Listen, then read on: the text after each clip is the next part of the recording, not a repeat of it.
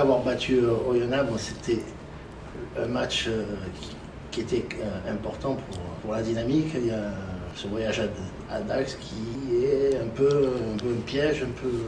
J'ai envie de dire, il est important comme tous les matchs. Contre Oyon, on était content déjà de la victoire. Après avoir mené avec le bonus offensif à la 43e minute, même on aurait pu mener 30-3. On a donné les bâtons, pas pour se faire battre, mais on a donné les bâtons pour que Oyo revienne dans la partie.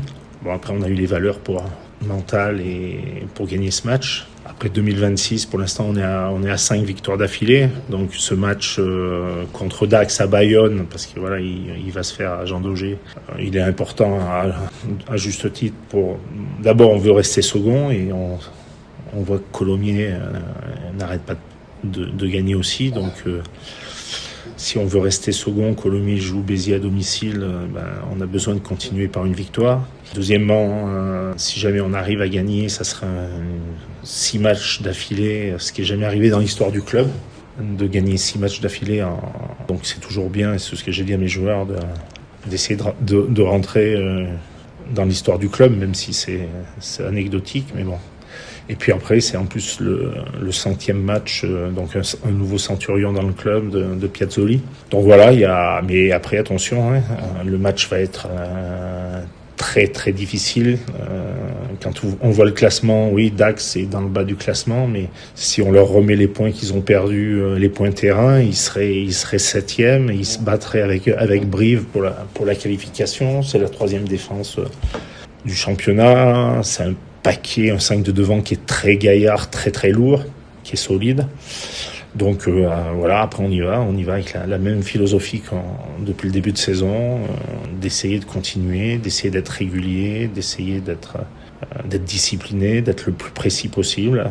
Après, bon, pour certains joueurs, voilà, ils vont avoir l'opportunité de jouer dans un stade qui est magnifique.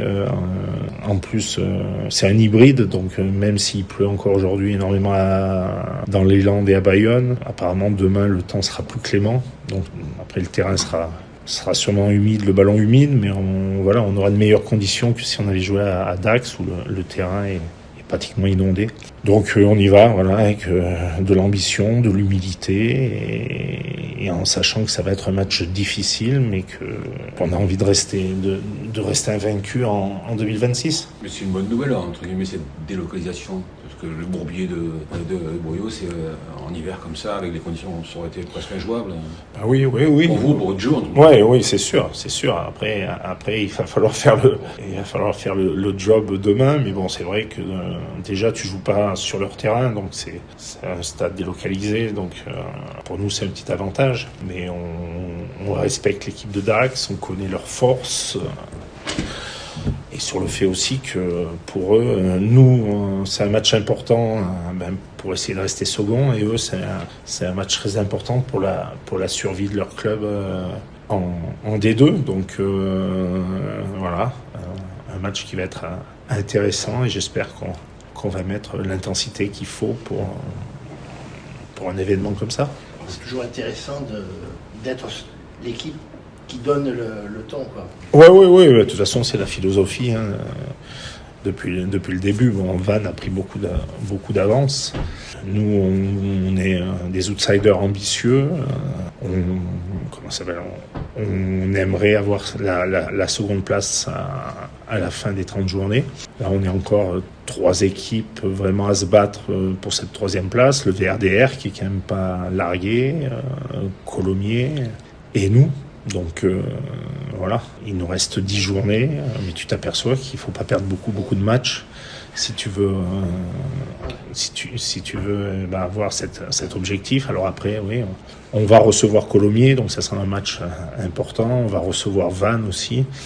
Mais voilà, quand tu vois depuis 10 journées les résultats, que ça soit Colomiers, ils sont comme nous, ils n'ont pas perdu en 2026. Tu t'aperçois que voilà, dès qu'il y a des fêtes, tu descends à la 3e place. C'est un vrai bras de fer. À nous de tout faire, d'être fort sur le terrain, d'être fort mentalement, d'être fort psychologiquement, de s'améliorer encore rugbystiquement pour essayer d'atteindre cet objectif-là. Tu as trouvé la recette un peu pour les matchs à l'extérieur, parce que ça gagne. Qu'est-ce qui fait la différence entre jouer à domicile et mettre un plan tactique pour jouer à l'extérieur? Ou est-ce que c'est un copie conforme?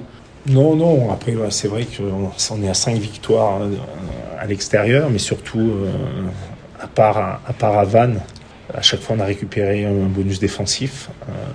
C'était un de mes objectifs en début de saison. On en avait parlé au stage avec les joueurs. Pour moi, si on veut prétendre à monter, on doit être une équipe constante.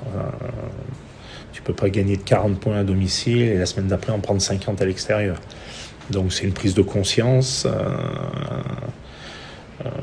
des joueurs, du staff. C'est aussi d'être fort mentalement. Et je pense que là-dessus, pour l'instant, on a progressé. C'est aussi d'avoir... pour être bon à l'extérieur, il faut une grosse conquête. Il faut être bon dans les duels. Il faut être discipliné, mais surtout, il ne faut pas trop subir dans les contacts. Et puis après, il faut être assez pragmatique. Et là-dessus, notre dernière victoire à l'extérieur, on a été très très pragmatique. À chaque fois qu'on est rentré dans les zones de marque, on a su marquer. Mais bon, comme Oyonnax, ils ont été très pragmatiques.